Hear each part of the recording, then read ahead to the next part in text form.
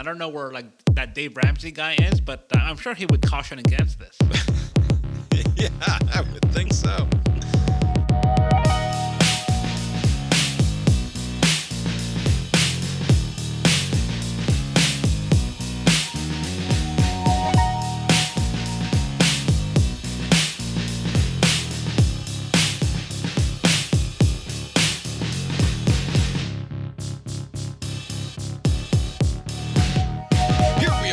Cast Iron Balls, a podcast about sports that got called into the principal's office today. My name is Bob, sitting across the way from my good friend and co-host. That's Abe. How you doing tonight, Abe? Doing well, Bob.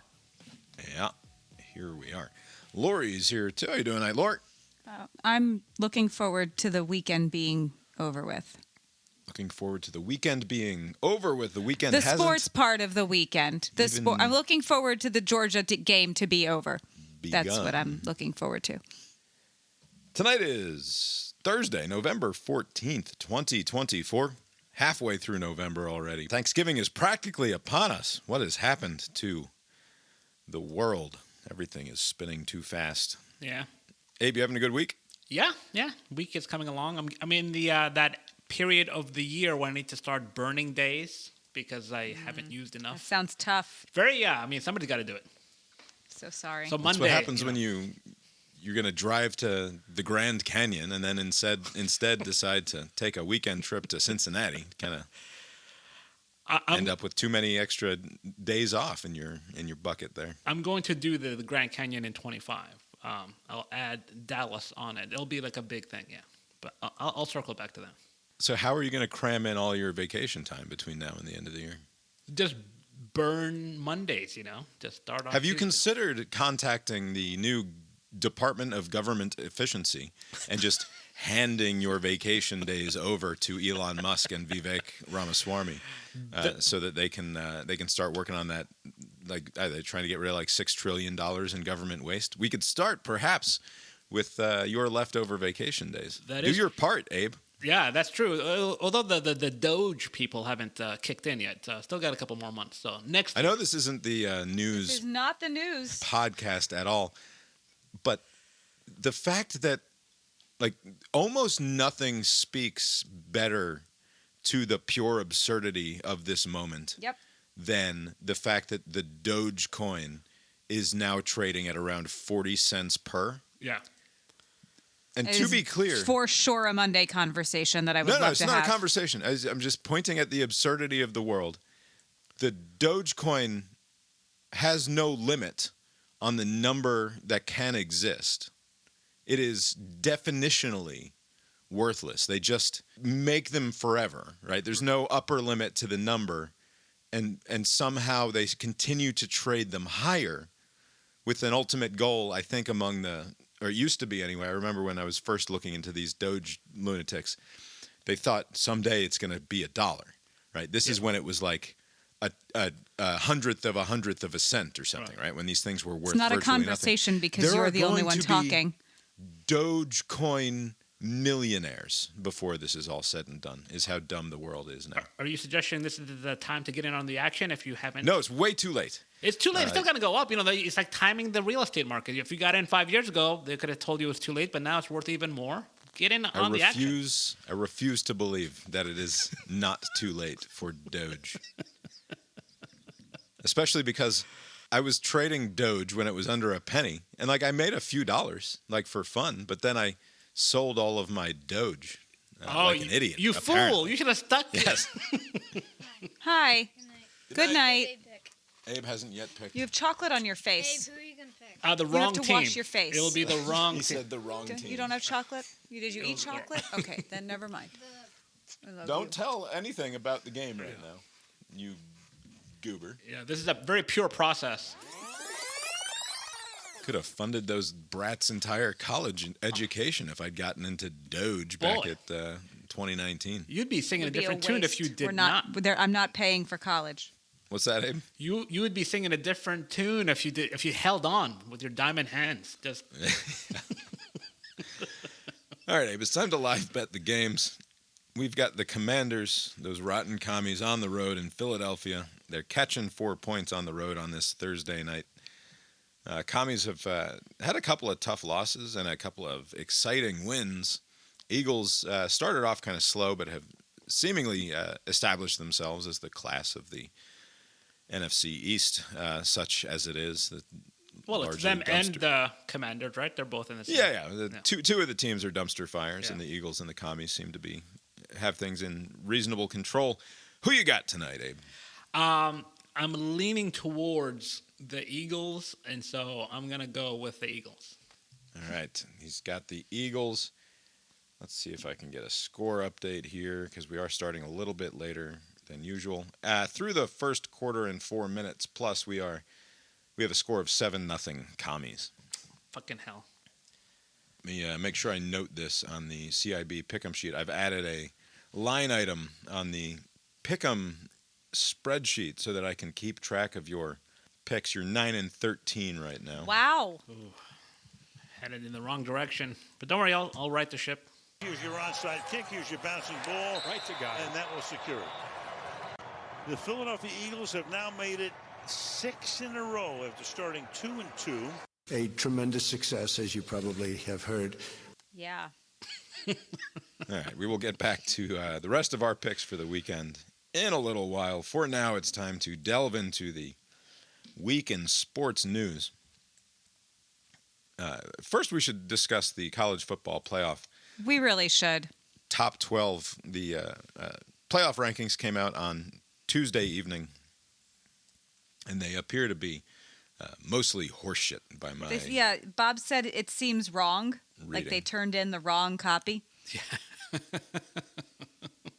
Nothing terribly wrong with the top of the list. We've got Oregon, Ohio State, Texas.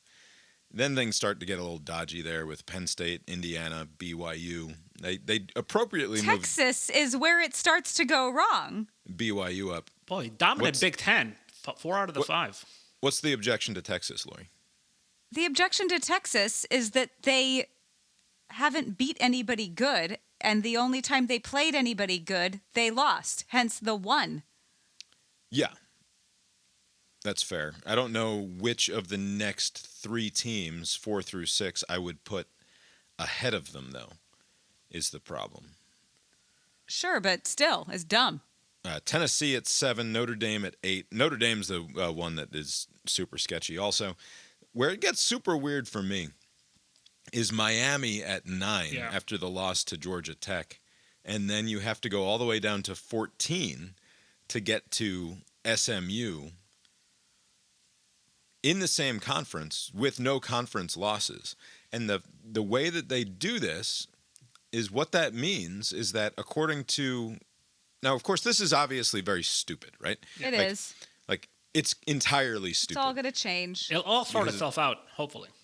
I guess. But, like, then ESPN goes and presents their – because the bracket is assumed by ESPN. All that the college football playoff ranking people do is put out their list. Yeah. And then ESPN does the voodoo to it to say this is what it would look like if this was the final rankings. Yeah. This is what the seeds would be. And so SMU gets left out, even though right now they are atop the ACC. Like that's how stupid this is. Right. Is that because of the way the rankings are, if the season ended today, SMU could not possibly be left out of this top 12 because they would be ACC champs. Right. But the way that it's ranked, all of a sudden Miami ends up with a bye because there's no other ACC team in the top 12. It doesn't make any fucking sense. You know what's interesting is that the ranking shouldn't take into consideration how recently you lost, but that's what's weighing heavily. What they're doing. Because if you look at if you're undefeated like Oregon, you're fine. If you have a loss or 2, who did you lose to, right? So like Ohio State lost to somebody on this ranking in the rankings, like the top team. Texas lost to Georgia. Like there are like respectable losses, but then Miami, the team they lost to, I don't see them on this rankings, right? They're not among the top 25, right? So that was not a quality loss, right? But because they just lost, they don't want to reduce them. You know, they were 4th, so they're like, 5 spots seemed about right. But like SMU lost to who? They lost to BYU, and they're on SMU lost to the number Lost to 6 good team. BYU. right. So basically, BYU, yeah. yeah. So basically, like if you're comparing those two teams, like one team lost to Georgia Tech, and the other team lost to BYU. And so why is this backwards? But like maybe they're thinking it's going to sort itself out eventually at the end of the month. I don't know. But then why do it? Yeah. Like, it's like they're 1 foot in a door and 1 foot in the other, whatever the expression is. Like some things, it's like, well, this is how they think it will sort out. Right. And other things, it's like, well, this is based on what happened recently. And BYU it's just half and half. BYU is ranked 28th in ESPN's FPI, which is like their power index. Yeah. And then they have the 54th strongest strength of schedule. Yeah. So they are, dead middle basically in strength of schedule. They arguably don't belong even all the way up there at 6. But at least they've won their games, right? Like they haven't lost anything. Right. You look at Miami. Miami's strength of schedule is not that much better. They're at 38 in their strength of schedule, and they just lost to Georgia Tech. Yeah. Like, what are they doing? Right. Still Like, in why there at Miami number is 9. ranked above SMU is weird. Right, because SMU doesn't have a great schedule either, but it's not meaningfully worse Right. than Miami's. Right. And their loss is worse or better. Right. Right, yeah. SMU's loss is significantly better than Right. Miami's is. Now, of course, assuming they both win out, which they should based on their schedule, although don't count out the possibility of Miami losing any other game because they could have lost 3 or 4 games before they finally did shit the bed against Georgia Tech. Right. They will play each other in the ACC championship game, and it will be decided there, which is fine, which is what makes all of this conversation so fucking stupid. But beyond that, in the way that this ranking is set up, Georgia at number 12, you're telling me that now Georgia also gets left out of this because Boise State is 13 and because they are the highest ranked G5 conference champion, they automatically get in, which gives Georgia the boot. Yeah. And you're telling me that Georgia doesn't belong in above Miami? Georgia, They've been saying Georgia's not allowed to lose any games. Yeah. What is Georgia's, Georgia's strength of schedule Yeah. is number 1 in the country, by the way. And they have number 6 in ESPN's FPI, Wow. the power index. So I have no idea what we're doing on the outside looking in besides giving Kirby Smart bulletin board material. Right. And I know that we lost to Alabama, but are our losses... We almost won. Right, we almost won. And Alabama's losses, which are to Tennessee and Vanderbilt. right, Tennessee and Vandy. Are you telling me that's not meaningfully worse than our loss Or to at least Alabama and Ole very Miss? similar. Vandy is similar to losing to No. Alabama Well, and Ole okay. Miss? Yes and no, because I'm not going to argue that we should be ranked ahead of Alabama because that's ridiculous. They kicked our ass for 30 minutes and then held on to win the game. But if what we're doing here is comparing losses the way they appear to sort of be doing Yeah. at times throughout the rest of this chart, then we certainly don't belong off of the thing entirely. yeah. Right. Yeah, I mean, if you do like some sort of like resume thing, like look at each team and come up with some sort of point system. I don't know how they do it, this committee, but like Georgia did pretty well so far. I mean, I think that's fine. I think Miami is the one team that I think should be lower. Everybody else is whatever. I'm fine with everybody else, but like Miami should not be at number 9. In the Big Ten, you've got Oregon has the 51st strongest strength of schedule. That's the number 1 team in the country, has played the 51st hardest schedule, according to ESPN's formula. Right. Indiana is at number 100. They haven't played anybody. Right. And they're in the top 5. Right. But undefeated just looks so good, you know? That counts for something. Undefeated looks good, but 100? Yeah. Schedule number 100? Ohio State even is at number 26, and that's largely a result of the fact that they played Penn State and Oregon, right? So they beat Penn State, but then they lose to the number 1 team in the country, so they end up with a 26th ranked schedule.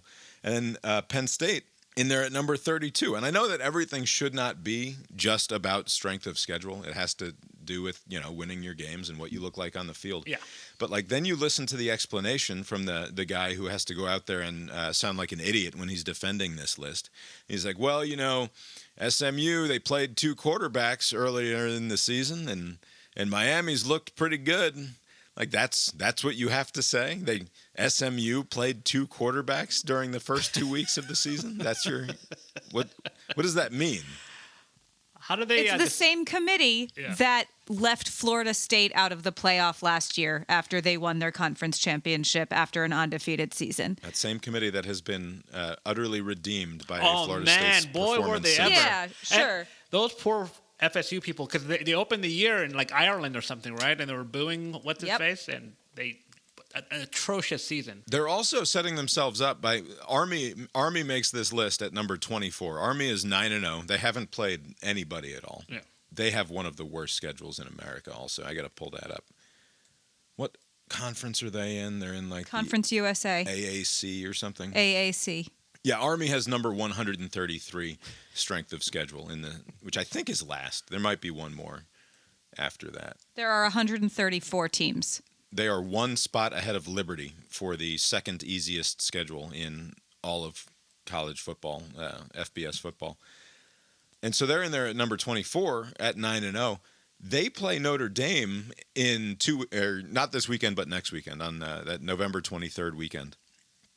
If they somehow find a way to beat Notre Dame, first of all, Notre Dame is out. And secondly, you've got to bring Army now way the fuck up in these rankings, because then they're 10-0. Yeah.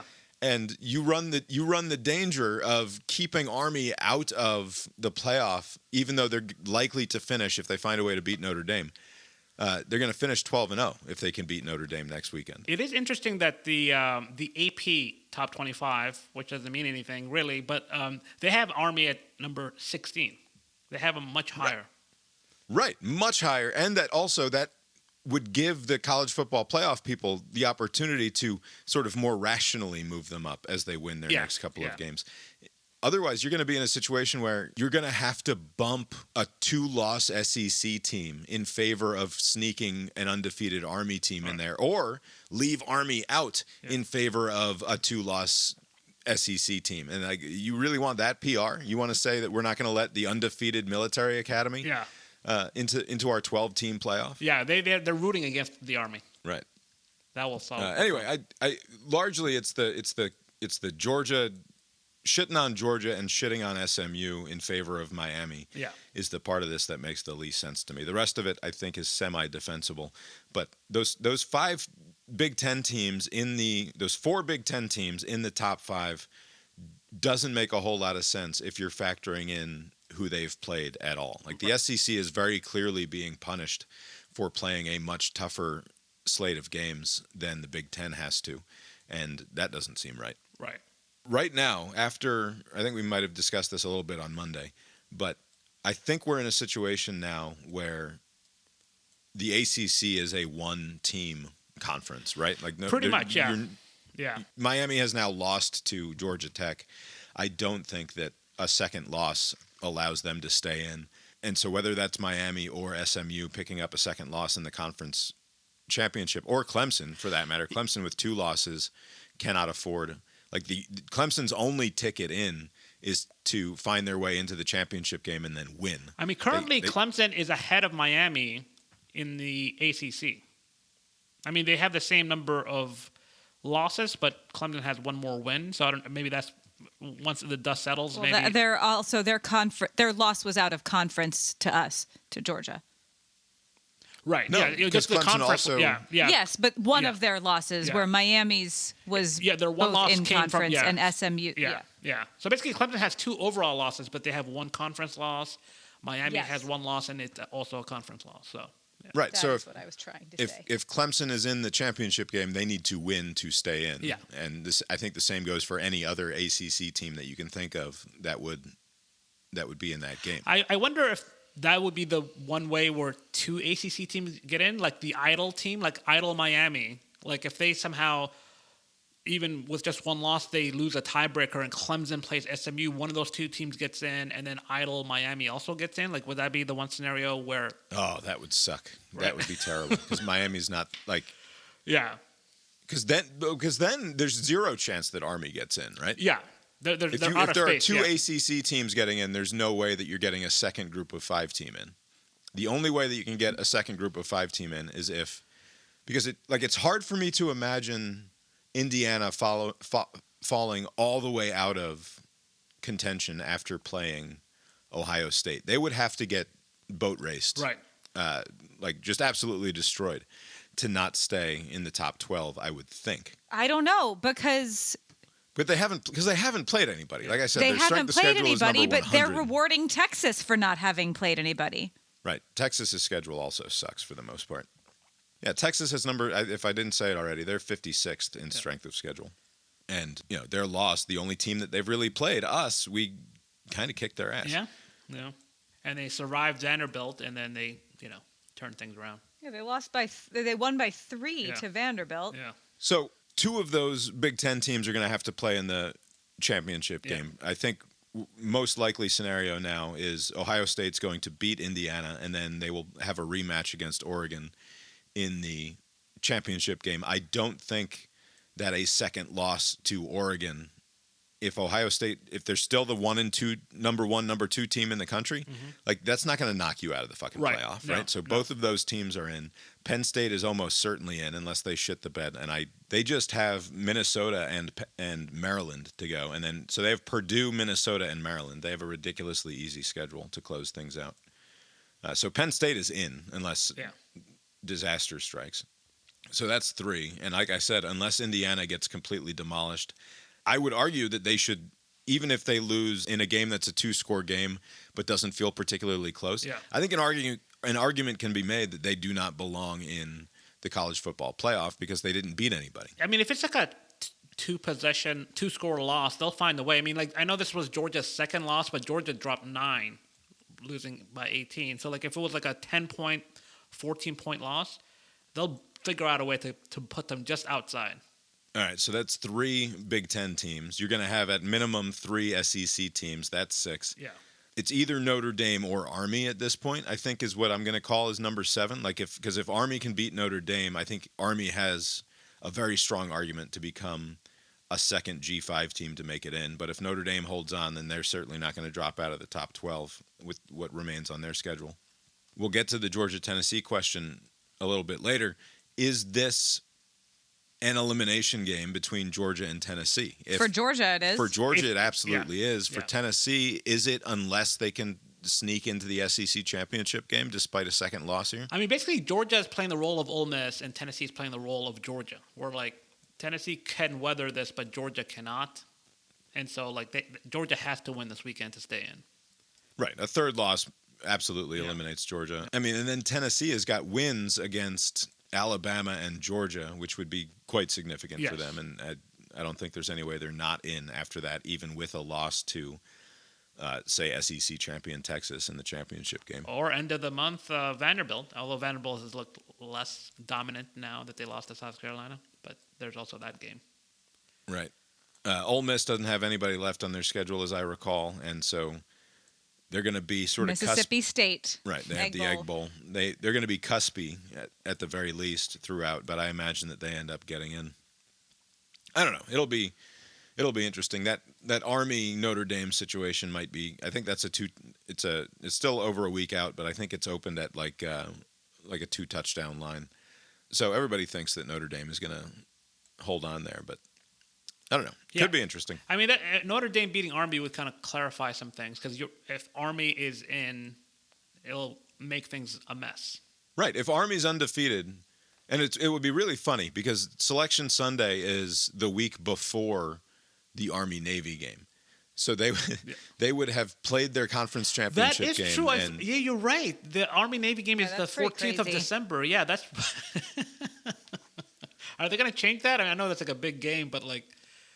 It's going to be almost unfair. No, they're going to keep the only game in town that day. I know, they're never going to change isn't that. Like unfair to them? Would they change Selection Sunday, though? That's true. It is sort of unfair to them. But it's doubly unfair to them because they're going to have to play that game and then a week or 10 days later, right? When's that first 12-5 game? I think it's literally like a week later. Like the December 14th is when they're playing Navy. So I'm thinking the 21st is probably when the campus playoff games start. You want to know when the playoffs start? Yeah, the playoffs start like the 21st. Yeah, it's not going to be like Christmas Eve. I don't think it's going to be on the 24th. So it's likely that the 21st. December 20th. 20th. Oh, they're starting on so Friday. they could play as early as 6 days after the Army-Navy game if they manage to sneak in. Anyway, it's all very silly, obviously, to even be talking about it. But there are aspects of this top 25 from the college football playoff people that are completely indefensible.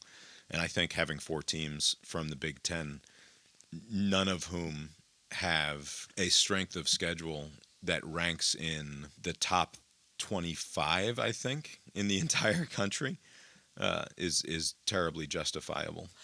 I wonder if that's gonna show in the what I assume will be a chaotic playoffs. Like they haven't really played anyone, and then like they'll be thrown in against good teams, and they just haven't been prepped throughout the whole season. And yeah, well, I mean, we'll I see. suspect. I suspect Oregon and Ohio State are actually both good teams, and Penn State and Indiana are mostly just fine and not that great. Although Penn State can never beat anybody good, so I assume they're going to be a one and done. Yeah. Also, playing a game against Penn State or Indiana, at those team stadiums in late December, the third week in December. That's true. I didn't think about that. Cold.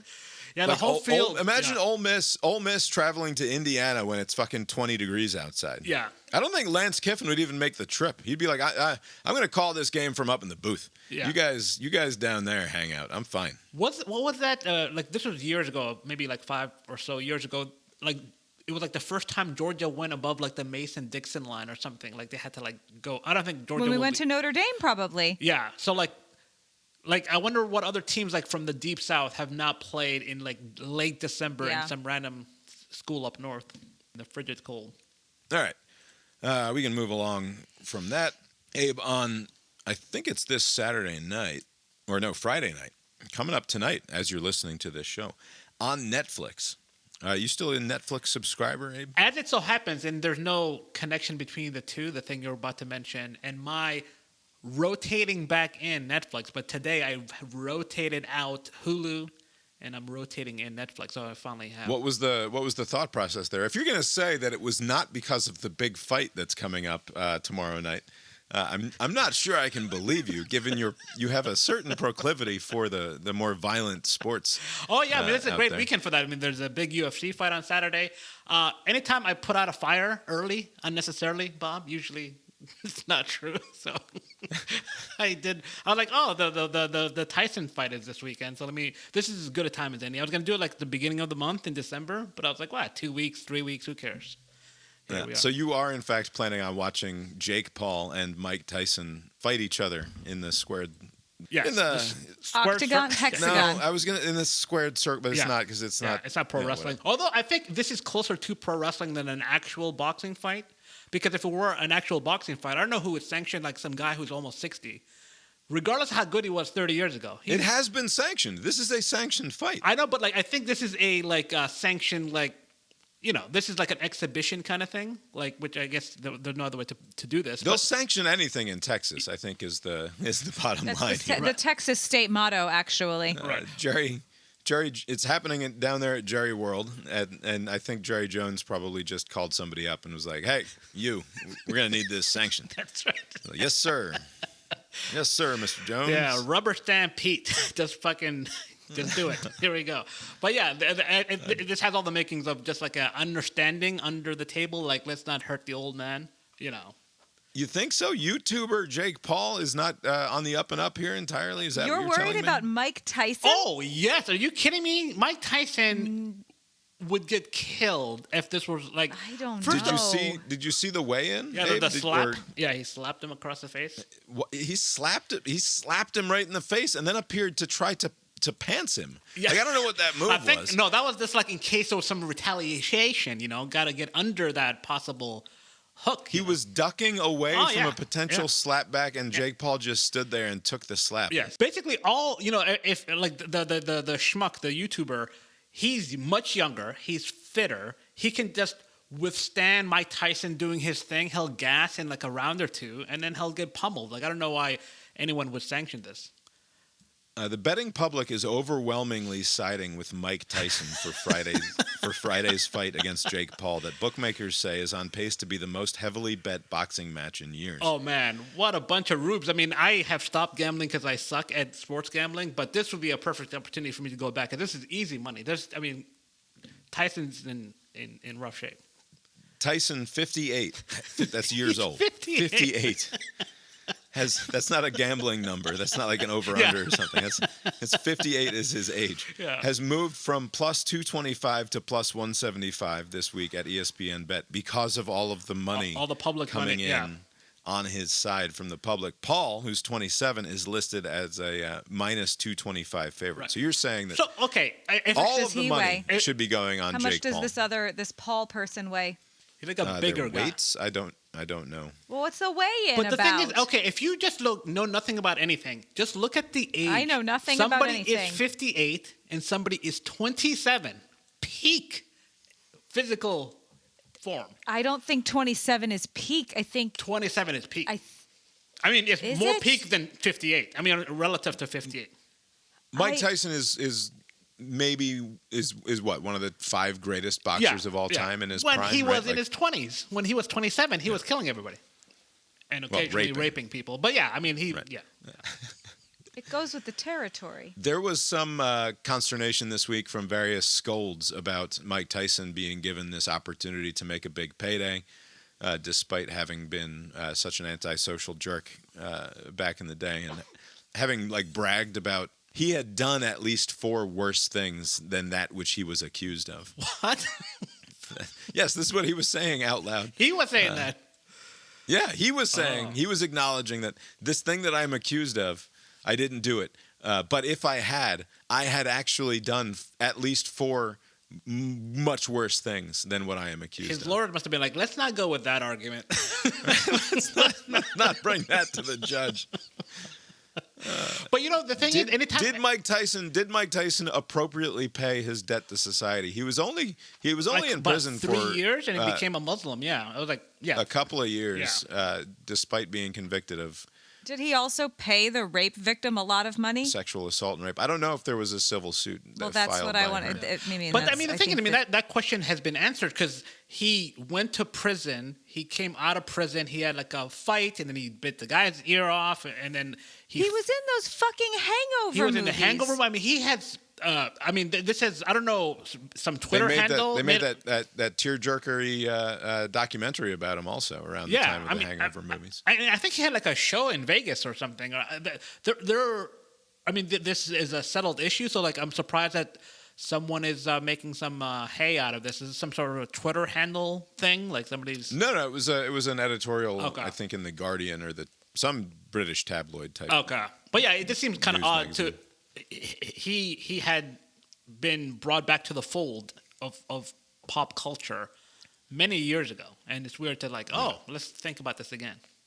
I think that there are some people who think that there are certain crimes that even if you have officially or technically paid your debt to society by serving time in prison, that you just can't come back from, and that polite society should continue to reject you from.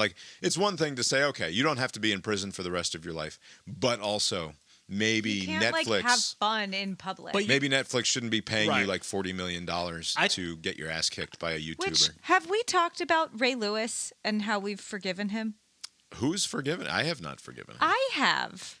Oh, why? Because he seems nice. No, you were also very. You have a lot of apologetics for The Rock, also, whereas I'm quite annoyed by The Rock. I don't. But The Rock The Rock done never feel killed that's anybody. not. But has The Rock done something that you know of? Not to my I knowledge. feel like you I'm just annoyed by The Rock's ongoing presence in pop culture. I'm not.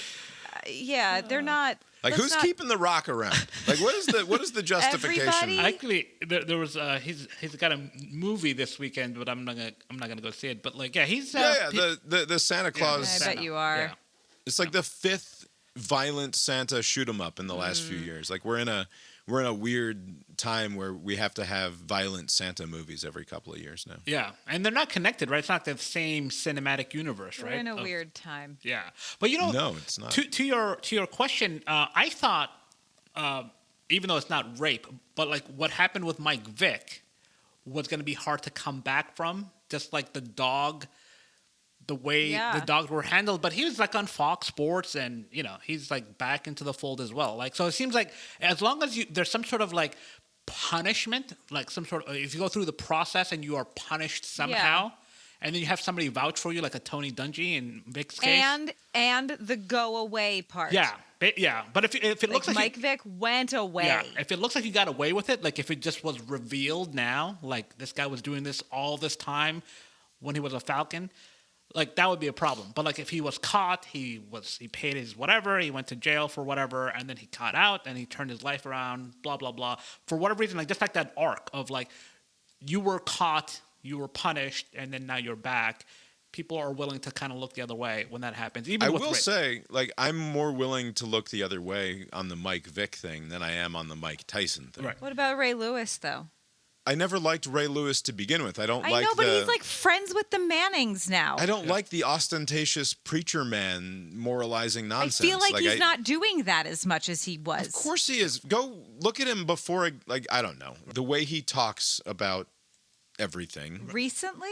I don't know how. I don't keep up with whatever the fuck Ray Lewis is doing on a day-to-day basis. Yeah. There's no way that he's less into how awesome God and Ray Lewis is, though. If you're suggesting that he's not as into Ray Lewis and God as he once was, I don't believe you. Right. I am open to evidence to the contrary, but I suspect he's still obnoxiously into both God and Ray Lewis at maximum levels. By the way, that's which makes me not like him. If any sort of infraction, like wrap yourself around religion, people will forgive you. That's a good move. People. Also, to be fair, he was not convicted of anything. Yeah, just accused I know. of it. Yeah. Just very credibly accused. Anyway, so you will watch this game with zero. So the problem that I have, this game is a fight. I was gonna say what? You will watch this fight with zero moral compunction whatsoever. I already have a little bit of weird moral compunction when it comes to fights in general. Like, It's I don't awful. love. I'm not watching it. I will never watch the UFC just because I feel like it borders on like snuff films for me. Right. Like, it's way too close to. We're just gonna watch these two idiots beat the shit out of each other. Right. Which doesn't. It's maybe not that's close to that. It is that. That might well, but like I recognize that is a failure of my own to appreciate and understand the nuances of the sport involved, that there are techniques and stuff. Right. And Of course, there are techniques to beat the shit out of someone. Right. But that's what it is. Sure. I'm just saying there are sport knowers and boxing and judo knowers who are like, no, the UFC is good because they're doing this thing, and also it's like fucking primal. Right. Like, it goes back to the dawn of civilization, that we're gonna watch these fucking people beat the shit out of each other. That's what we do. It's a halfway decent outlet for the worst instincts of humanity, perhaps. Right. But so I already have a little bit of a quease factor when it comes to that. I will say, though, I think I'm going to be tempted to fire up Netflix tomorrow night. When is this? Tomorrow night? No, we have a British baking show to watch. That takes fucking 55 minutes Okay. and it's done. I remember being at Barcode, the bar where I worked, and every once in a while, two dudes, not the same dudes maybe every time, but like some dudes would come in and be like, hey, you guys showing the fight tonight? Yeah. And I'd be like, no, and you should never come back because that's not the people that I ever want to be serving alcohol to. Leave. Also, Like, ew. It's pretty expensive for sports bars to cover those pay-per-views. They have a different formula. It's like, why are you going around trying to find people beating the shit out of each other? But these are professional being people. shown on TV. So please leave. Anytime there's any structure to something, I'm all for it. There's like weight class. I did not watch the UFC when it first started because it was just like some 400-pound guy against some like scrawny guy. It was chaos. I'm not for that. I don't watch like bum fights or street fights or anything like that. But when there are professional people, they have like coaches. They have a 12-week training camp. They have weigh-ins. They have some Nevada commission look into it. They have some doctor.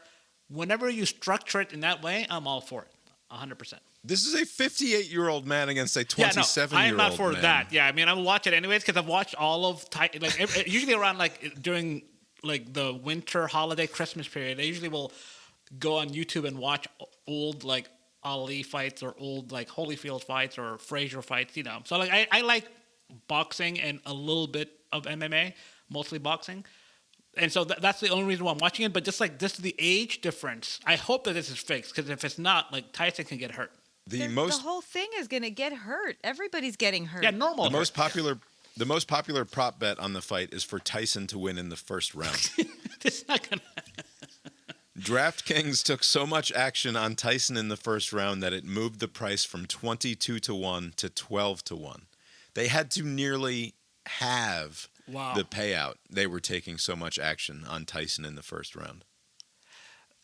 Mike Tyson fought Roy Jones Jr. like 4 years ago. This was during the pandemic, so people just kind of forgot about it. 4 years younger, and Tyson looked shaky 4 years ago against, like, I mean, he was going against another professional boxer who was also old, but like a 20-something-year-old, even if it's a YouTuber, he's been boxing for many years now. It's not. Have you seen Jake Paul fight before? Yeah, I've seen him, because he would have these gimmick fights where he would fight like a NBA player who's like run out of money, and right. It started out almost as a joke, right? Yeah, and usually he'll fight people who are smaller than him and who aren't boxers, because he didn't have the experience of like an actual pro boxer, but he has more experience than some Yahoo football player or basketball player who's like, hey, I can beat him, like as if it's like a normal like street fight. It's like an actual, there's a skill involved. You can't just walk in and just be a boxer. You actually have to do this for some time. So you're not going to gamble on it, obviously. Yeah, no. You are going to watch it. Yeah. But it sounds like all of your money would be on Jake Paul. Oh yes. And I'm never wrong about these things, but yes. Right. Is that the way to get a second fight, though? Because if this is fixed in the way that you're suggesting, you're hoping that it is, in order to preserve Mike Tyson's health, which I can't imagine brain-wise is all that great. Well, sound like what little he has up there. Is this a setup for a future? Is this just a promotion for the rematch? Yeah, I think it's just a one and done. Because, like, if Tyson were to knock him out in the first round, I would imagine that it would be because it was fixed, but like there would be like no reason to do it again, right? And then if it becomes like a boring like scores, they go to the scorecard after however many rounds. But isn't the appeal of picking Tyson in the first round that like this motherfucker still got the punch, presumably, right? Yeah, like he can. He still. If he lands the one punch, then there's not a normie in the country that can take a punch from Mike Tyson when delivered with full force. That is true, but if you were fighting Mike Tyson, why would you allow yourself to do that? Just your best bet is just to kind of clinch and just kind of just get him tired. His physical stamina can't be that high, right? So he'll gas after the first round. So his best chance is the first round, but all you have to do is just kind of evade him for like 3 minutes, and then he's fucking 58 years old. Yeah. I don't know. It seems gross in so many ways, but I must acknowledge that it has a certain draw, and I'm going to have trouble staying away from it tomorrow night, I suspect. All right. What else is in the WGAS SportsBag? The kid from BC, Thomas Castellanos, is leaving after being benched, and this is like, who cares, right? The BC quarterback is gonna transfer. Like, who fucking cares? But it does speak to this moment in a way that, like the moment that he was benched, basically Bill O'Brien, who's the coach at BC, on his weekly call-in shows, like, we're going to go with the backup, and we wish Thomas the best because he's already decided that he's going to transfer out. So he's gone. He's entering the transfer portal. Like, it just seems to me, and this is just the old man in me talking, no doubt, are we sure that it wouldn't be better for Thomas Castellanos to, like, stick it out in BC and fight for this job again next year? Also, okay, so this transfer portal, he's not getting, like, another starting position this season, right? This is not this season. To set himself up for next season, right? So, like, why transfer with a few weeks left in the regular season? Why not transfer in the spring? I don't know. Has he announced I don't know if he's announced the destination because of yet semesters. Because he wants to start. The portal doesn't officially open until, like, there's only a period of time in December after the end of the regular season. This is like he's not officially in the portal yet. It's not like Major League Baseball where so this is like in the middle of the game he walks off the field and doesn't work for them anymore. So he's announcing it, kind of like, this guy's going to be my new health guy, like, and it's going to happen in a few months, like the nomination thing. Okay, so basically he's announcing that. Okay, right. I don't know. It feels wrong to me that as the moment that he's no longer the starter, he's like, I'm fucking off. I'm going somewhere else, and I'm not part of this team anymore. Right. It feels bad. On the other hand, we have Jets quarterback Aaron Rodgers, who we speculated whether or not Aaron Rodgers would be coming back to the Jets. He was asked at a press conference on Wednesday if he was planning on returning to play next season, and he said, I think so, yeah. Oh, So I guess Aaron Rodgers is coming back. thanks. Not very enthusiastically, though. I don't know. Do they have need for him at the White House? Yeah, I mean, he'll be like, he could be an ambassador or something, you know? He could do something else. I mean, he could probably be like director of the FBI based on what Trump is doing. Just, who fucking cares? What else in the WGAS SportsBag? Have we talked about Diego Pavia suing the Not NCAA really. yet? No, You we know- might have mentioned it, but then we didn't talk about I'm it. confused by that. Like, was he getting a restraining order? A federal judge on Tuesday denied Vanderbilt quarterback Diego Pavia's request for a temporary restraining order that would grant him another year of eligibility. So, yeah, he was trying to get a stay, basically, Yeah, saying, it's like, a weird wording. Look, I'm suing the NCAA. This might take a minute. So, put a hold on these things and let me play next year so that we can sort this out? Effectively attempting to do an end run around the give me an extra year of eligibility situation. Basically what happened is he went to some JUCO in New Mexico for 2 years, which cost him 2 years of eligibility at the NCAA level. And the thing that he's suing about is that there is, of course, the NCAA, and then there's also the NJCCA or something like that, the JUCO Collegiate Alliance or Association or something. Yeah. And the two have nothing to do with one another. They're similarly named, but the NCAA has no actual jurisdiction over nor say in anything that the JUCO people do, right? They're completely different situations. It's not like it's a minor league. They have no authority over the goings on there at the NJCCA. But they act as though participation in games at that level costs you years of eligibility. There's something slightly weird about that. So the meter, right? the meter is running if you go to this thing that's not part of the thing that they're doing. Like, it's not part of it. It has, and again, it's not like he's playing FCS versus FBS. Right. It's not at all that same thing. It's outside the bounds of the NCAA, and the NCAA is still like, nope, we're running the clock, which is completely unacceptable unless you give them an antitrust exemption, right? Like, if Congress wants to come in and say, or the courts want to come in and say, previous antitrust exemptions granted to the NCAA give them the authority to do whatever the fuck they want in this case, then Diego Pavia will lose this case. Right. But logically speaking, it does make some sense as to why he's going to complain about this. And of course, eventually people will be demanding to know why, in a highly professionalized league such as college football, why is the NCAA placing any limits whatsoever on my ability to play sport? It seems arbitrary. What is this 5 years of eligibility nonsense? Who decided that, and why has it been decided in that fashion? Do you think they're going to make changes to that? Maybe add a graduate years as eligible? Because they have to have a limit. I mean, Tim Tebow could still be at Florida, to this day. Right. No, my suspicion is that they will be granted whatever antitrust exemption they need to be granted in order to continue to operate more or less as they always have. And there won't be some sort of wild expansion of eligibility years. I am, to whatever extent, I am sympathetic to the argument, though, which is like, why should unless they make like an age restriction, which would also be like completely fine with me. Because wasn't there a thing, I don't know if it was the NBA once had a rule where you have to be X number of years beyond high school. Yeah. Right? So that was to... I mean, the NFL has that still. Does it not? Is that how the NFL's thing works? Yeah, you have to, no matter what... Yeah.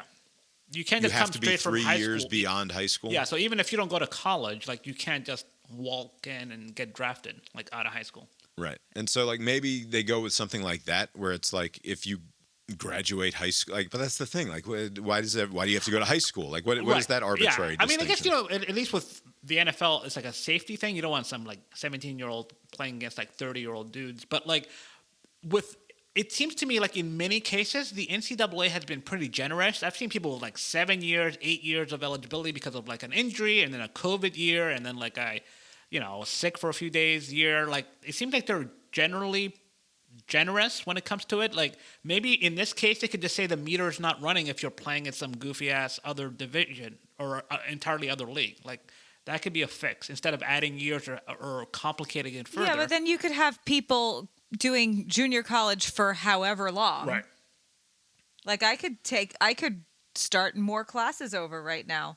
So in particular, the reason that he goes to JUCO is because apparently he was fairly undersized, and we talked about like why wasn't he recruited coming out of high school, and it was because he was fairly undersized. He hadn't fucking grown into himself yet, or what have you, and so he goes to JUCO and plays some football there, and the meter's running, and nobody questions whether or not anybody knew the meter was running when he enrolled it. Yeah, like he knew the score. Yeah, he's just saying that it wasn't fair. Yeah.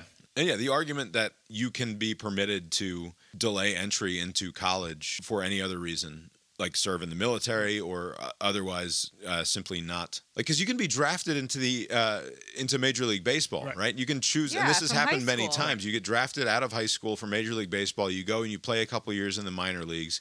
You recognize that you're not going to make it as a Major League Baseball player, and then you go back to fucking college at 21, 22 years old, and you've still got all 4 years of eligibility left, or 5 years of eligibility, and that hardly seems fair. Do you think they'll ever allow like a eligibility transfer? Like where I work, if you have an abundant number of hours, instead of burning them like needlessly in November and December, you can give it to like a needy employee who can give them to someone, right? Which I don't do. I don't participate in that, but that's like an option. But like if you have like an athlete who's like a great talent and he's like, I'm not going to be here as a senior, I'm going to transfer out, so I have one more year of eligibility.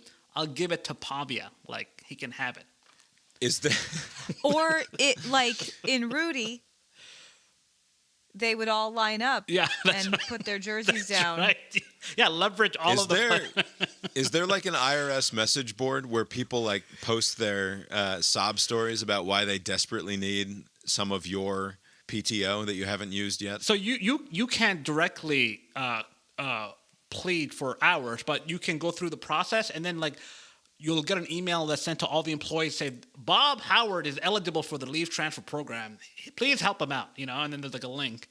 And usually it's people that you don't know, and you're like, fuck that guy. I'm sure he was very careless at the beginning of the year, burning his days, and now that he actually needs it. Do you ever sit there and look at it and be like, look, motherfucker, you have any idea how much time we get off? Yes, I know. Like, you didn't work for the first 2 months of this year, and that's why you don't have any goddamn time off. Well, it's usually because people have like cancer and stuff. Maybe, but that's what I mean about the message board with the sob stories. Like, are they posting specifics about why they desperately need the time? No, they don't give you the specifics. They just say they meet the eligibility criteria. So you're hoping that this process. I'm sorry. I'm gonna need the sob story, and I'm.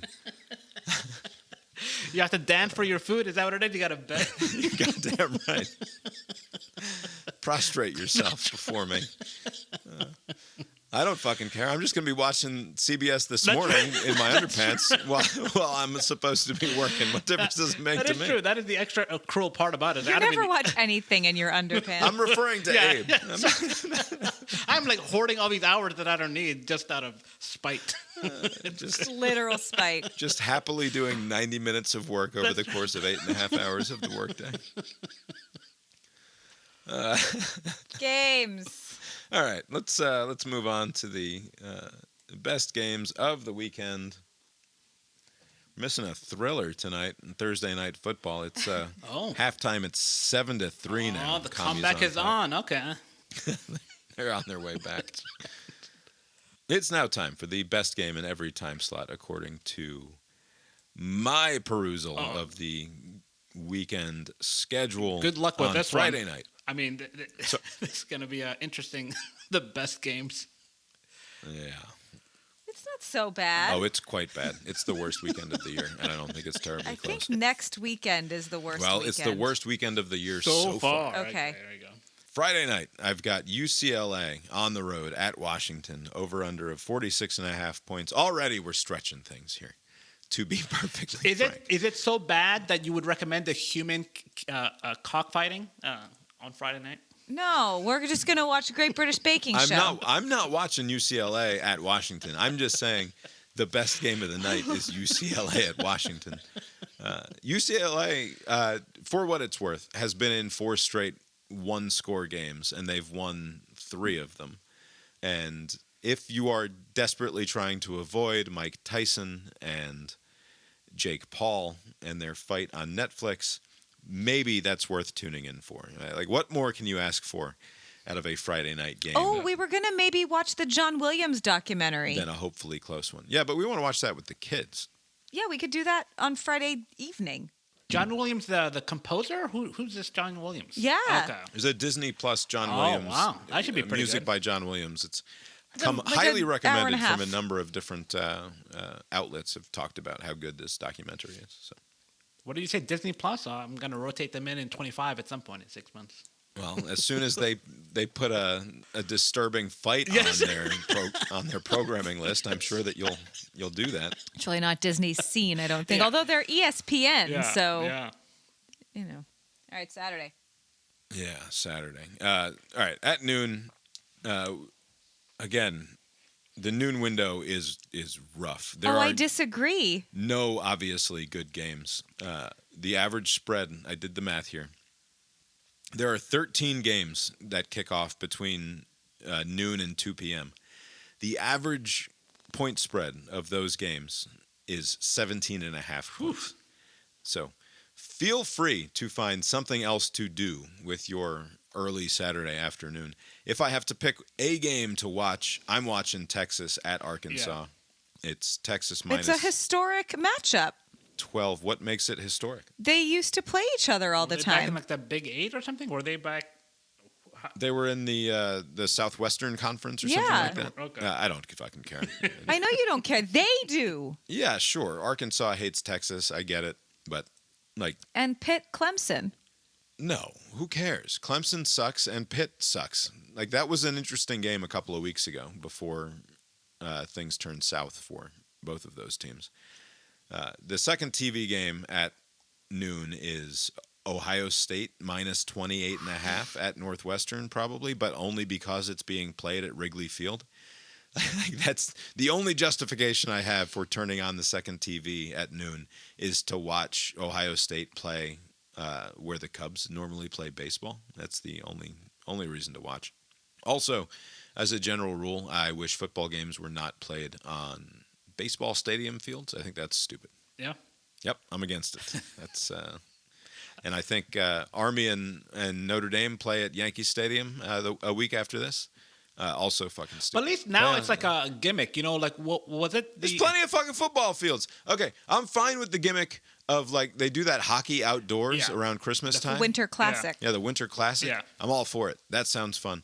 Football on baseball fields is stupid. I know, but like I say gimmick because it only happens just for one-offs. But like, was it like the Raiders when they were in Oakland? They would play on a baseball field at regularly. Like it wasn't just like Right, a yeah, one-off. regularly. Yeah, that always kind of sucked. Yeah, I don't think there's any other games worth talking about in the noon window. It's Texas at Arkansas and then Ohio State at Northwestern.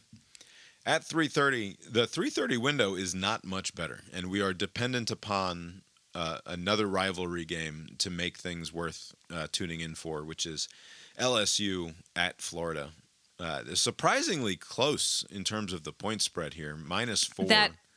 That DJ Lagway is starting. Right, Lagway is expected to be back for the Gators, which is good news for them. But if LSU hadn't been quite so thoroughly humiliated on their home field last week against Alabama, I can't imagine this being a single-digit game. Right. In terms of the odds ahead of time, it doesn't make a lot of sense to me. But that's the best game at the 3:30 window for sure. You can never go wrong with LSU at Florida. It's usually an entertaining game. What do you? Do they play every year? Were they an every year they've thing? played every Yeah. year for as long as I can remember. This doesn't start at 3:30, but in that window, what do you make of South Carolina all of a sudden being a 14-point favorite? I have a note on that, actually. Yeah. This is the second TV games. Yeah. Real quick, Baylor -2.5 at West Virginia with an over-under of 58.5. West Virginia has had a weird year. I think they've won the last couple, though, and might be on the come a little bit. They might have figured stuff out. And Baylor, of course, they let you down earlier in the year against Colorado, maybe? Yeah, this was like, Very early in the year, They lost so in you're mad overtime. at the Baylor. Yes. at the Baylor Bums. But they've been good for the last little while. Baylor at West Virginia might be worth checking out. And then in the double box there for that 3:30 window, I think it's the SEC game at 4:15. Yeah. Mizzou ranked 23rd in the country against South Carolina, going to Columbia, catching 14 points. So Mizzou plus 14, Okay. because largely because Brady Cook is not expected to play still. And they haven't been good. They haven't been great, but you would not be a 2-touchdown underdog on the road at South Carolina if you had your starting quarterback, presumably. A note on that point. Yeah. I was shocked by that number. Mizzou catching 2 touchdowns at South Carolina. And I thought, when was the last time South Carolina was a double-digit favorite against an SEC team not named Vanderbilt, right? Because they played Vanderbilt every year forever because they're in the SEC East together. It won't be the case so much moving forward, obviously. But like in my head, it's like surely they were double-digit favorites against Vandy at a couple of different points over the course of the last 10 or 15 years. But like, what was the last time South Carolina was a double-digit favorite against another SEC team besides Vanderbilt? You have to go back. Should I just tell you? Yeah. It's a silly. And so you're not even doing a ranked SEC team, which they are. Like you're saying just a SEC team that's not Vanderbilt. Any SEC non-Vandy SEC team. How far back do you have to go? You have to go back to November of 2013. Oh, wow. More than 10 seasons. Yeah, and they're like in their 10-win season. I don't know. Was that 2013? Did they win 10 that year? I don't know. They had a 10-win season. They must have been good enough to be a double-digit favorite. So They were a double-digit favorite against Mississippi State. okay. What year? 2013. And they covered in that game, by the way. Oh. So don't know if that's relevant. Yeah, you're holding out. Yeah, I could have adjusted my. 10-win season. They were double-digit favorite twice that season, including earlier in the year, in that same year against Vanderbilt. That year, they played at Missouri, and it went to overtime. Second overtime. That's when Mizzou was back-to-back SEC champs, right? During the first couple of years in the times. league. Or not SEC champs, but SEC East Yeah. champs. All right. That brings us to the evening window, 7:30.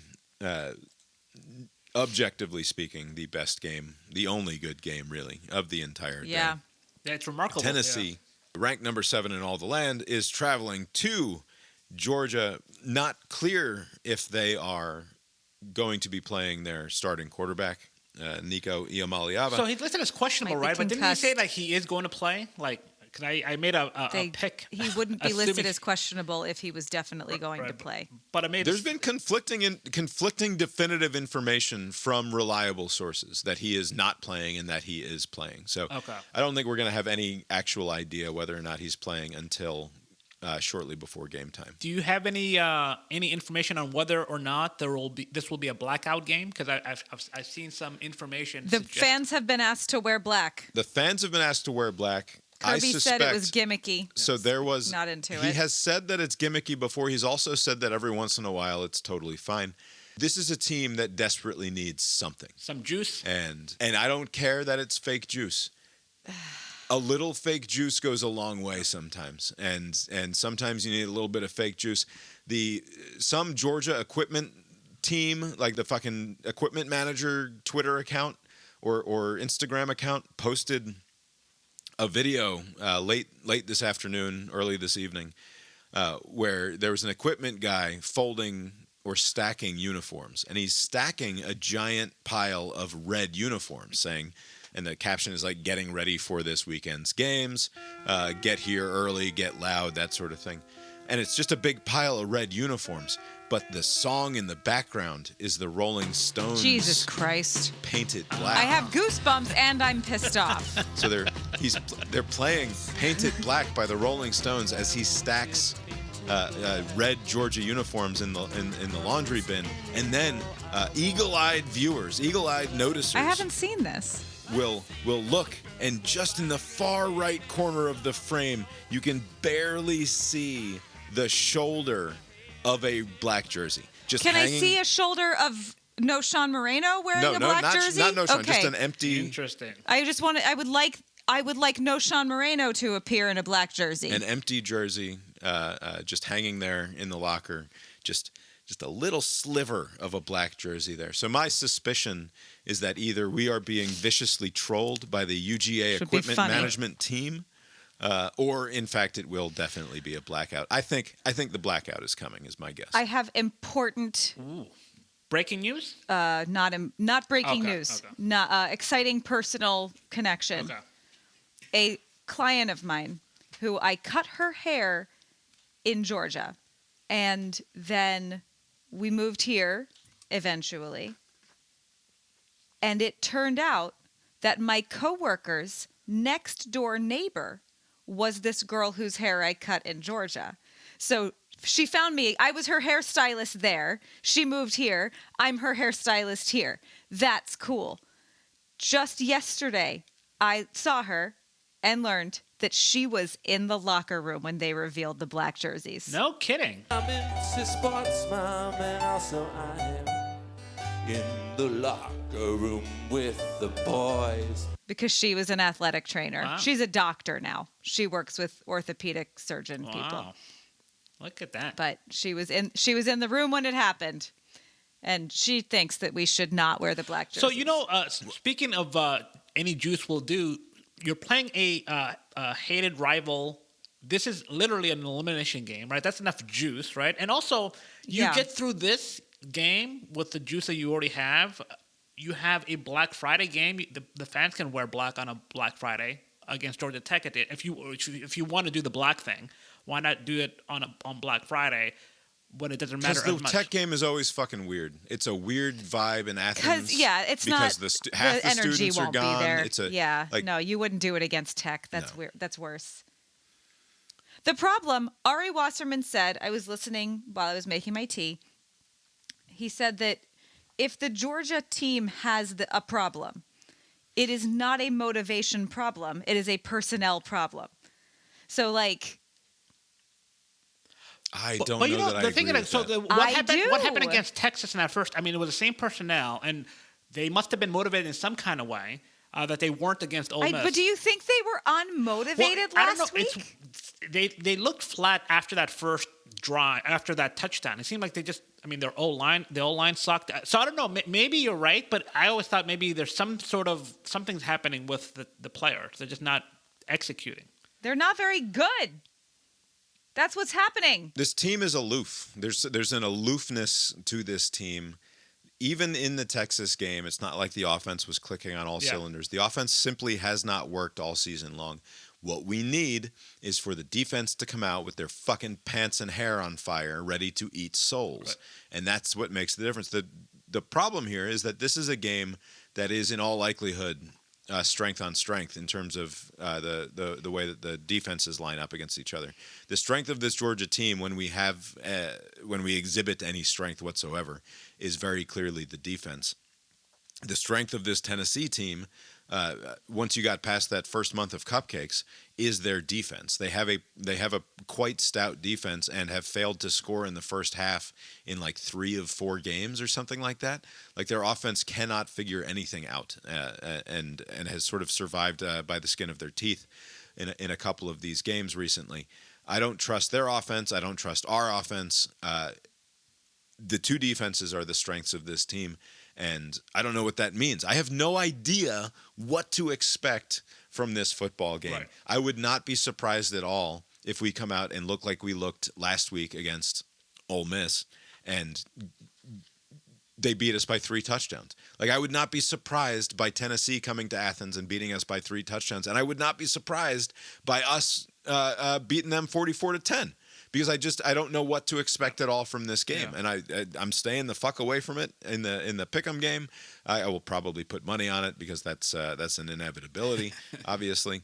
But I like right now, if I were to open up the gambling app right now and say I'm going to place a quick parlay on the Georgia Tennessee game, I think I'm going Tennessee in the under. Like that to me is the most likely figure. Like Tennessee's catching 10.5 points and might have their starting quarterback. But both of these offenses have fucking sucked ass. Although, isn't their non-starting quarterback like a runny type quarterback? I don't know anything about their backup quarterback. I don't know either.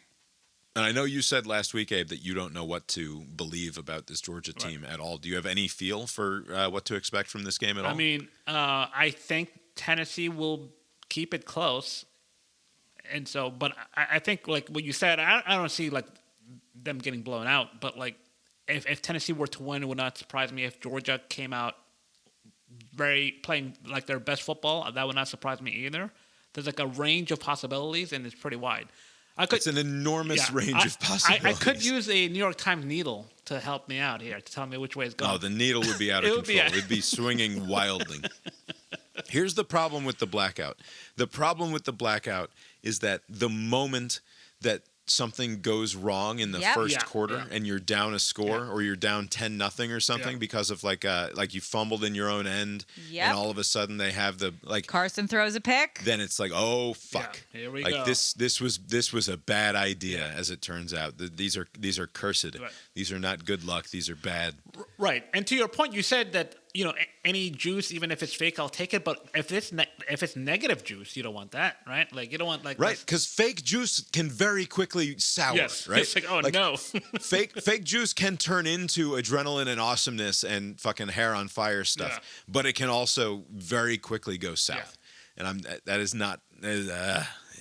it's a coin flip there, whether or not you trust the black jerseys.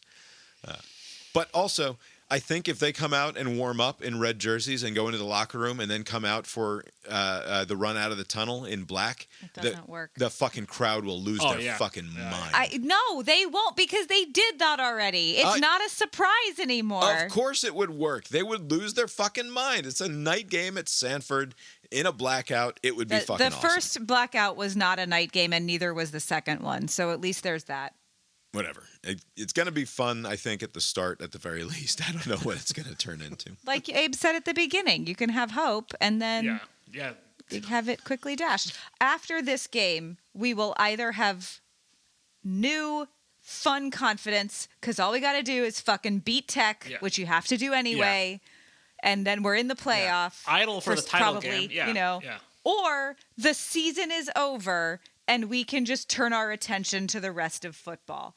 Like, I look forward to the resolution that this will bring. Here's a question for you. Let's say we destroy Tennessee 44-10, right? I put $25 on Tennessee and the under, and that gets I'm fucked, but that's fine. That's a happy way to lose $25. We then we scoot on up to what would we be, 6th or something in the country probably after that.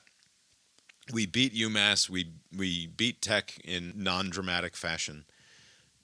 Do you want to play in the SEC championship game or not? No. It depends on what we're ranked. So I think the answer is both strategically and psychologically, you do not want to play in the SEC championship game as a 2-loss team, right? Yeah. Because you could lose again. Given the fact that behind you, assuming that you are, for whatever, I don't know how all the stupid tiebreakers work, but given the fact that you go into that game with presumably Ole Miss and Tennessee and what would the other SEC team? Texas. Hang on. A&M. Tennessee, Texas A&M, Texas, and it's then a Georgia. Mess. And Ole Miss. Right. So at that point, you destroy Tennessee and you win out the last couple games. Alabama. You're now a 6-2 team. Alabama is presumably a 6-2 team. Ole Miss is a 6-2 team. Texas or A&M are 6-2 teams, right? Yeah, because one of them has to lose. Yeah, they play each other at the end of the month. Yeah. Right. So one of them has to lose.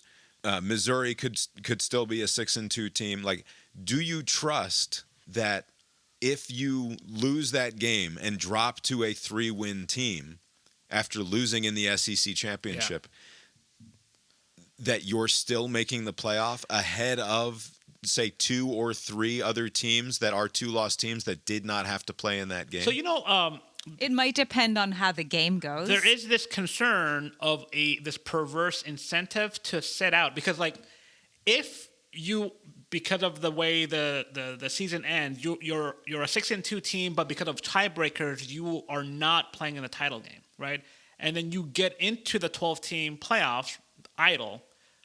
versus like you, for whatever reason, you win a tiebreaker and you get in the SEC title game and you lose, and then you're now out of it. So like you should never be in a position to where you're punished for playing an extra game in the title game. That should not be a punishment. But we have been.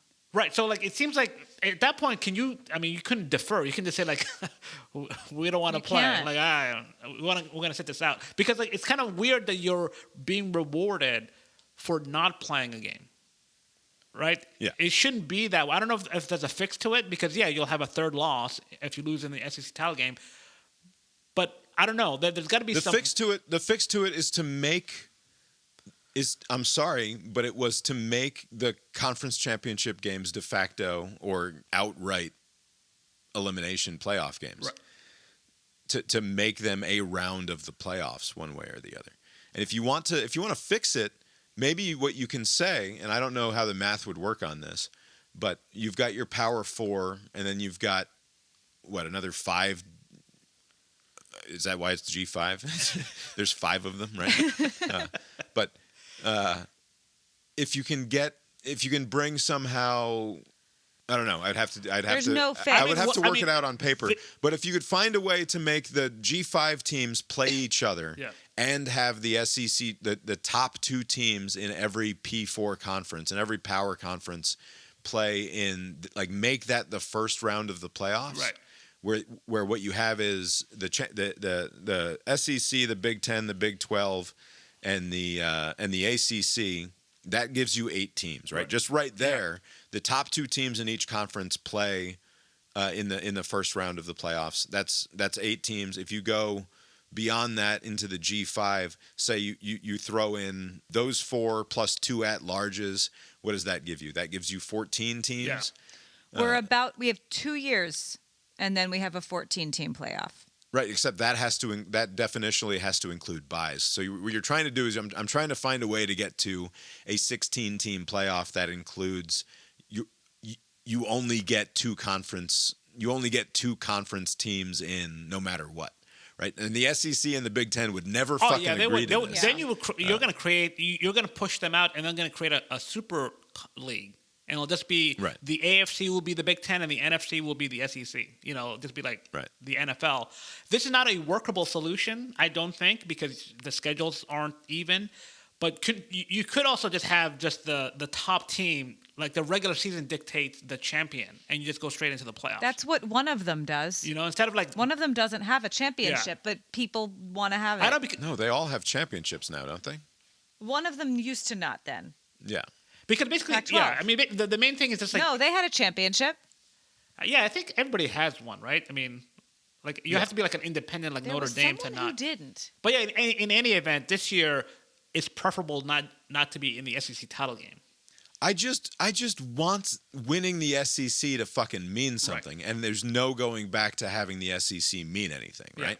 And that's what bums me out. It's a casualty of this new system. Yeah, but that sucks. Like SEC championships fucking matter. They're and not just for bragging rights. Like, I mean, mostly for bragging rights. It was mostly bragging rights, but that's worth something to me. Right. And also, I mean, like the New Year's 6, like the big bowl games are part of the playoffs, right? Yeah. So like you can win that and then lose the next round, and then your resume will be like, we were the Orange Bowl champs or something. Like even though you lost like the following week, you didn't make it to the. So like there'll be a way to spin winning the conference title. Yeah, and that's fucking stupid. Yeah.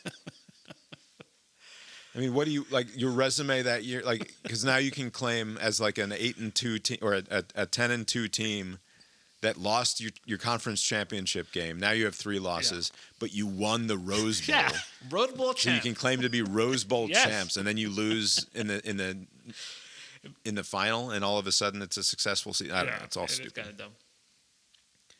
All right, last game of the night. The 10-15 window there is Kansas plus 2.5 at number 6 BYU.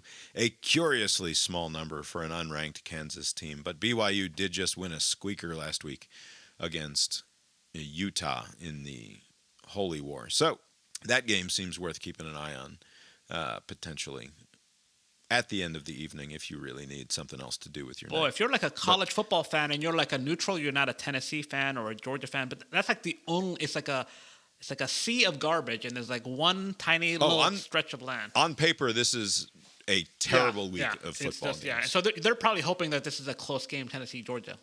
Yeah, I mean, there's no doubt going to be fun games with exciting finishes and awesome football plays made. Yeah. But like on paper ahead of time, it's like why would you set any? This is when you could have planned your wedding. Right. This is the wedding weekend. But don't do that. Yeah. Don't bother setting aside time to watch football on Saturday unless you're a freak like we are. Yep. All right. It's now time for the President Jimmy Carter's Presidential Lock of the Week, live from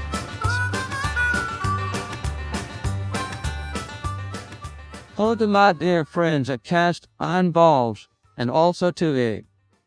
I'm afraid I spent the first half of today cleaning and grading a barrel full of peanuts that we still hadn't processed from September's harvest, and the second half of the day in an unblinking stupor, unable to move, staring at the ceiling under a light blanket with my mouth open and a resting heart rate of approximately 17 beats per minute. So I haven't had time to look at this weekend's upcoming games with my usual rigor and keen eye.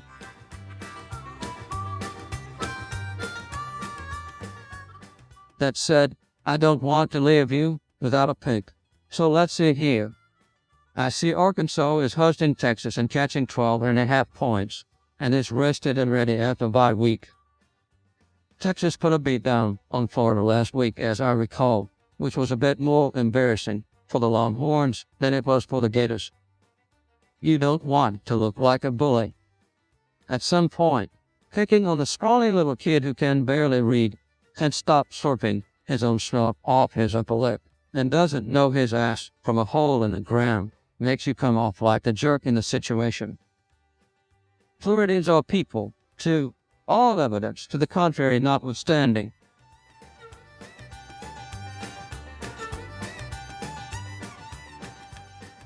Bucky has been a strange team this year, up and down, sometimes good and sometimes dreadful, but don't be surprised if this is a close one.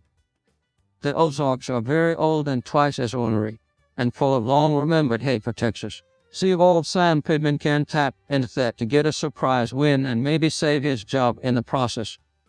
Give me all those points the Razorbacks are getting, and let's get back to 500. Whoa, Pig Suey. As always, enjoy the games, with good food and drink, and most importantly, good company. May God bless this great nation, and this great podcast. Until next week, this is Jimmy from Plainsville Cast Iron Balls.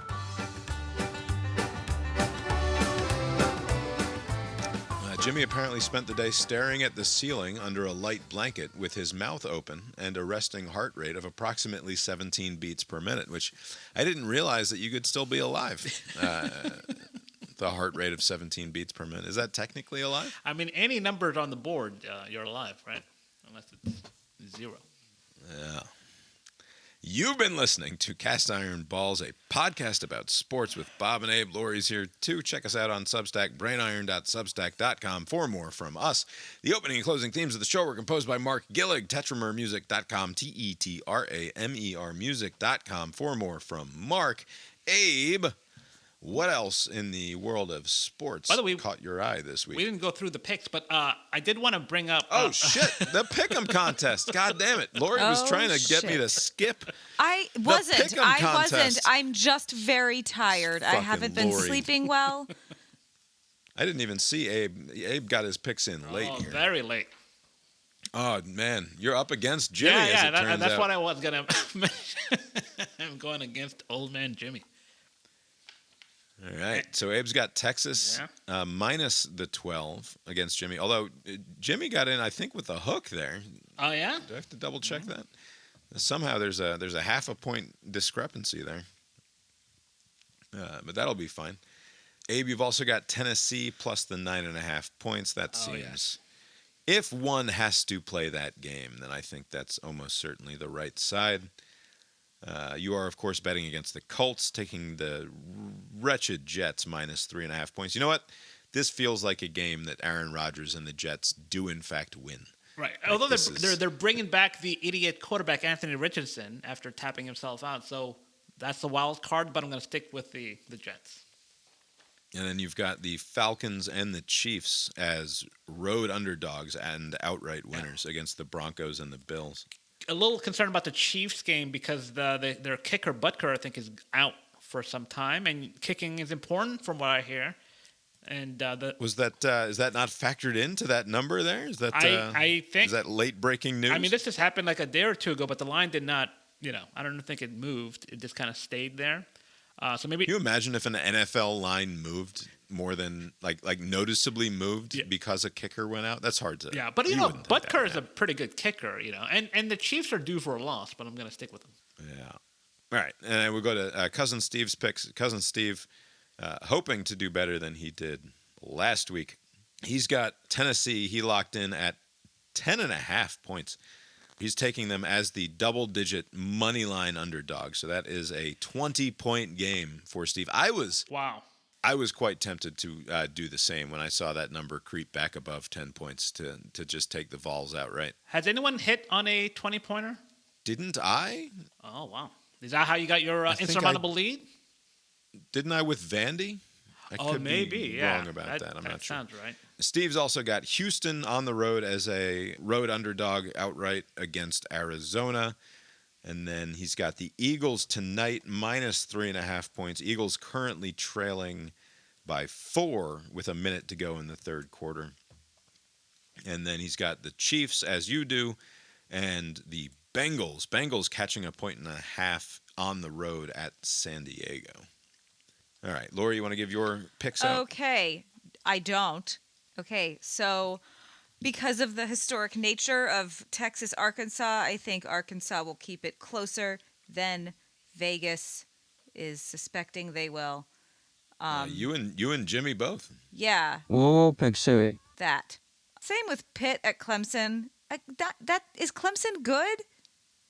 No. Like Pitt was undefeated until last week. So it's a lot of points. Plus 11.5, a line that moved 2 full points over the course of the week. Yeah, so that. Same situation sort of with Louisiana Monroe. This was the weekend last year that Auburn lost to New Mexico State. Oh. Yeah. I know that this isn't a money situation, but that you might be experiencing the beginnings of a problem if you're putting money on the University of Louisiana I'm Monroe. Not. I'm not doing that. To cover I'm against guessing. Auburn. I'm not saying to that guess. you are. Right. I'm just. I don't think they'll win. I just think maybe I think they'll win, but whatever. Hugh Freeze and Auburn have the number 6 ranked recruiting class for next season. Really? Wow.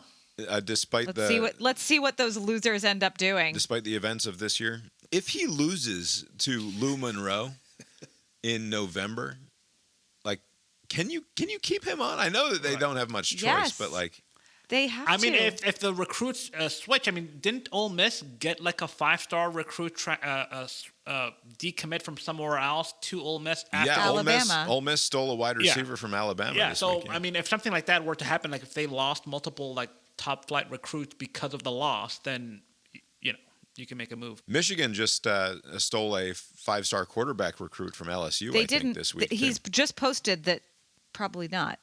Oh yeah. He himself, really, directly? We can talk about it. He posted. Recruit did, or somebody else did? The recruit posted on Instagram a poster that says, #1 QB likely to decline Michigan's $10.5 million NIL offer. So he might be trolling them, which seems very rude. Maybe he's trying to drive up that LSU NIL package that he... yeah, who knows? But it's just such a fucking terrible time in college sports. I know it's better for the kids. Also fun. It's better for the kids, I suppose, but... it might not be better for them. Yeah. Give these COVID kids a bunch of money? I don't know. Anyway, the line with the West Virginia, that's at home. They might win. Baylor, whatever. Yeah. And then so far... Why are 2 of you are betting on this game tonight? Sorry. Yeah, the Washington football team is leading 10-6 here in the fourth quarter. Eagles are about to score, though. All right. I've picked 5 games also, as I am required to do by the rules. I'm picking nothing but underdogs to win outright. I have a 50-point possible ceiling this week, trying to pull away from you bums in the rest of the field here with a big week. I've got UCLA beating Washington. I've got Florida Atlantic over Temple. I've got Michigan State over Illinois. And I've got Utah State over Hawaii, hosting Hawaii. I'd never trust Hawaii on the road. They've got to come all the way to the mainland, and they're giving up points. I don't think so. Utah State's going to win that game. And then Rutgers is a fucking weird-ass team, and they've won some games and lost some games, but Maryland stinks, and they lost to Northwestern earlier this year, and Northwestern stinks. So I'm taking Rutgers, even though they're 5.5-point dogs. Give me Rutgers outright. And I did that because all of the games suck this week, and I couldn't pick a single top 25 game that looked appealing to bet on. And you wanted to stay away from the Georgia game because the range of possibilities. Far too large a range of possibilities. Yeah. Although, as I said, I was leaning towards just taking Tennessee outright when that number went back over double digits, because that.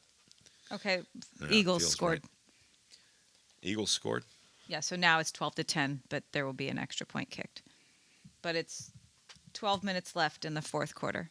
Plenty of football.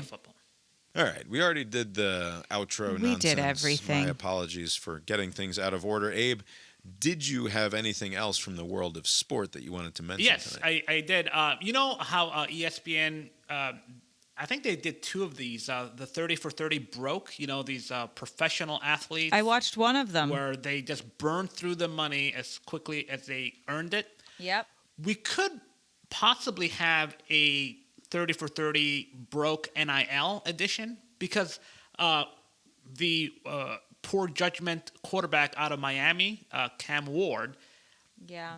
The SI just did a thing on him saying that he has spent upwards of $2 million on like chains for his offensive line. Yeah. Like he and I'm sure he spent $2 million on jewelry for his offensive line. Custom chains for his O line. And so I assume he is going to burn through his NIL money pretty fast. Sure. I think, yes, obviously, but also... Are we sure that it's not some fucking Miami jeweler that is like loaning, like in the way that like is Carson Beck's Lambo actually Carson Beck's Lambo, or is some fucking actually that's a good car point. Dealership letting him drive that Lamborghini for the next couple of years? Would it be ethical or legal if he dangled the chains on them? Like if you keep my sack numbers under 2 a game, you keep them. If not, you got to give it back. There's got to be some sort of condition. Do you hear yourself interrupt me when you're editing this? Were you talking? Yes, I was talking. I was thinking, actually, a random aside here. One of the things that I value most about Abe, because I interrupt Abe a great deal. I think everyone knows this. Abe is really good at allowing me to interrupt and then picking up right where he left off. It's what makes this dynamic work relatively well, because it's not like I'm interrupting for no good reason. You think it's no good. You wouldn't interrupt for what you find to be no good reason. I recognize that occasionally I have interrupted for no good reason. I have a very high batting percentage, though, when it comes to valid interruptions. You would also think that your versions of valid... Yeah, of course, I'm a slightly biased interpreter of this situation here, but this is a compliment to Abe, and one of the reasons why he compliments me in my role as fucking bus driver here is because if the situation were reversed and Abe interrupted me as often as I interrupted him, I would lose the thread way too fucking much. Like I would be like, I don't even know where this bus was going. Abe, fucking sit down and shut up. I'm trying to drive this motherfucker, and we don't know where we're going unless you just let me drive. Whereas when Abe's driving the bus, Abe can't be fucking bothered. But Abe fucking, I'm like, Abe, check this thing out over here. And Abe's like, nope, eyes forward, bitch. I know exactly where we're going. 30 seconds later. Occasionally when the blood alcohol content goes up on my end, I start to get a little chatty. But yeah, usually when I'm drinking my water, I can work it out. Anyway, apologies for my frequent interruptions for all involved, and especially my lovely wife, who has something to contribute to the goings-on here, apparently. Not anymore, I don't. What were you going to say? Nope. I'll talk about it next week. No, let's hear it. Was it about Cam Ward and his ice? It was about NIL and the Broke documentary. Yeah. Okay, But we'll talk about it next week. No, you have to finish now. Oh, Sorry. well, then you should have shut up. I'm not stopping this recording until you tell Okay. me about your NIL money thing. So the NFL players burn through money, right? They're burning through $75 million. Yeah. What you buy when you have that much money, you can end up more broke than you were before. These guys, a few $1,000,000 you can burn through and you're not bankrupt. Like, it's just a different kind of thing. Yeah. Like, they're not buying houses. They're buying jewelry. At least that would be something, cars. right? I mean, they're giving it to, I mean, if I'm one of these fat fucks who are getting this diamond whatever, I'm going to cash it out immediately just and stash it. No, you go directly to the pawn shop or be like, hey, man, this is really nice, but do you still have the receipt? Like, does this retain its value after it walks off the lot? Because my guess is no, but maybe you can return it like right now before the 30 days are up and get your money back. And I'll just take the cash. That would be. Wouldn't that be just rude? Like, can you do that? Like, if a friend gave you, I mean, if you gave him like some, like AirPods or whatever, I already got these. Can you give me the receipt so I can get the money back? But if somebody gave you some stupid fucking chain that costs like $400,000, you're gonna ask for the receipt? It'd be very improper.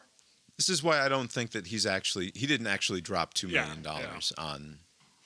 There's no way that Cam Ward, I'm sorry, as good as strong as a prospect as he was, he does not have millions of dollars in the bank. Because I mean, what do the top college players get in NIL money? Like how much is Arch Manning? Like $10 million? It's not. I mean, this is a significant amount of money to spend on your O-line.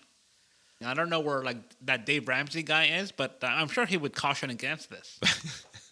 Yeah, I would think so.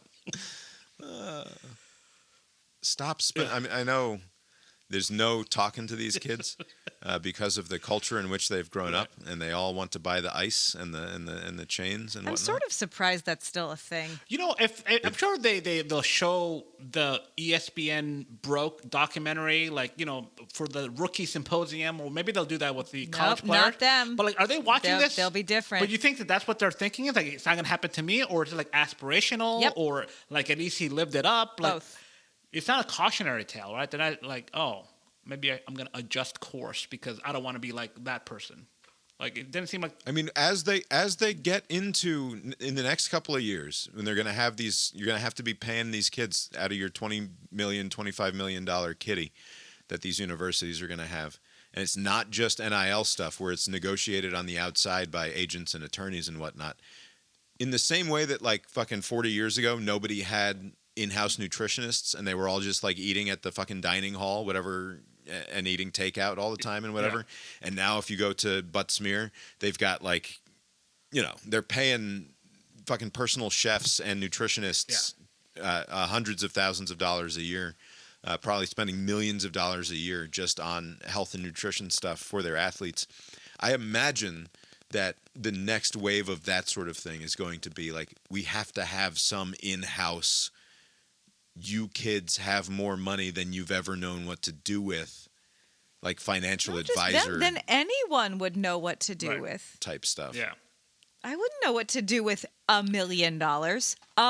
One. But that's the thing. Most of it is not. It's very much not $1 million for the majority of them. I know, but even the ones that it is, like, it's going to be like $75,000. And you know what $75,000 feels like to a kid who's never had more than $50 in his pocket? Like it feels like everything. Right. Oh my God! It sort of feels like everything to me right now. Right. But there is the lifestyle creep problem, right? So you're thinking this is going to be my life from now on, and it's not. It's a very short window of this kind of earnings, and you should be mindful of it. Right. You're never going to convince them that this is the most money you're ever going to make, right? You're not going to convince them that like they need to put away half of this and just live on what they're otherwise living on now. They're gonna spend wantonly to some extent. You have to have somebody in the building who they trust, who can tell them you can spend wantonly, but also don't be a fucking idiot and spend $2 million on ice for your offensive line. I think Allen Iverson has some goofy contract where he was like a good chunk of his salary was paid out at 35 and 45, like down the road, to prevent like the worst from happening. So he burned through the early money. Because he didn't trust himself to have the money in hand. Right, like when he's like in his 20s, yeah. Yeah, probably for the best. Anyway, all right, Abe, have you got anything else for us tonight? Nope. I guess that's all we've got for you tonight then. We will talk to you next time. Later.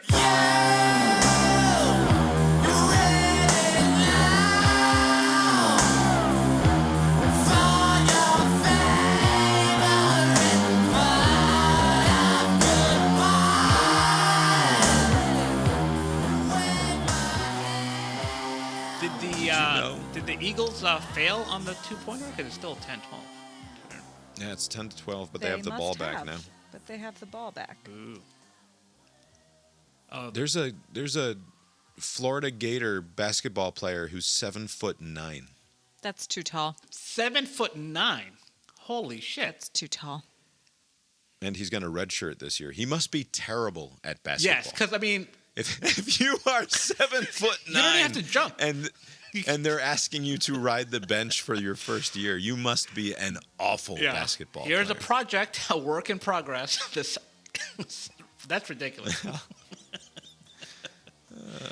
My boy Victor Wembanyama had a 50-pointer. I mean, that guy is polished. This 7'9" guy's not going to make it. And also, don't they die early? You need to get on this. You know, you don't have a lot of years of like life eligibility. Yeah, he's 18. I don't think they're quite concerned about burning the red shirt year because he's going to die at 55. Real life eligibility runs out pretty quick. The meter is running for him. I'm telling you. Yeah. Well, that's embarrassing. The Rays are going to play their entire 2025 season at the Yankees spring training facility. We gotta go to bed, Bob. We can't be talking about baseball and the Rays. Is it possible that the Rays are going to outdraw themselves at Yankees spring training facility because it's only an 11,000 person facility? Possible. Yeah. Very nice. Good night. The proceeding was created with 100% human content.